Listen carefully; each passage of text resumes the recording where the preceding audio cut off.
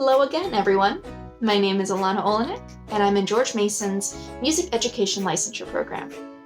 Today, we're going to be talking about vibrato. What is vibrato? It's the quick oscillation, or back and forth movement, between two pitches. Instrumentalists or vocalists add it to their tone to increase warmth. In this video, I'm going to be talking about the basics of vibrato on the cello. Now, different string instruments have different motions for vibrato, so this technique does not apply to violin or viola.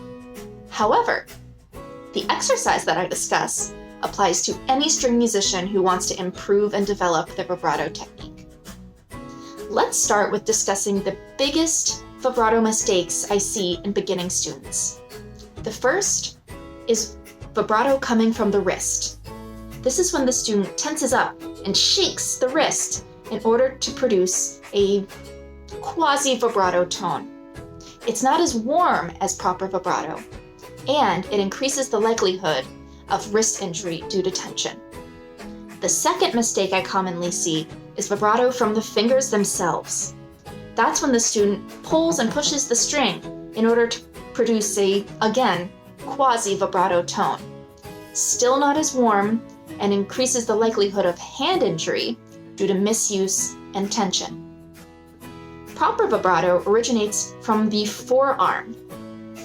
It's a full forearm movement and takes a lot of practice and patience to master. The best way to do this is by using my favorite vibrato warm-up. For this exercise, we're going to choose any finger on any string in any position, but for beginners, I recommend first position. The easiest fingers to learn vibrato on are 1 and 2, with the pinky being the hardest. For the sake of today's video, I'm going to pick my first or index finger in first position on the D string. We're going to start by playing 2 bows, 1 up and 1 down, with absolutely no vibrato. Our left forearm should be completely still. I call this level 0. We then move to level 1, where we're going to do 2 bows of very slow half-note vibrato. This will admittedly not sound too good, but we're going to focus on watching our left arm and making sure that the movement is coming from our entire forearm, not just the wrist or the fingers. You should see a full forearm rotation like this. Level 2 is a bit faster. We're going to double those half notes into quarter notes. And again, we're looking at our left forearm and making sure that our form is correct. At level 3, we're going to double the speed again, moving to eighth notes. Don't compromise your form for speed here. If you need to stop at level 2 for now, then please do so. Your arm should feel a little tired right about now. We're working muscles we don't normally use. Level 4 is going to double again into 16th notes.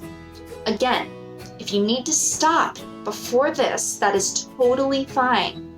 We're building up, and I don't want any of you overworking your arm and getting hurt.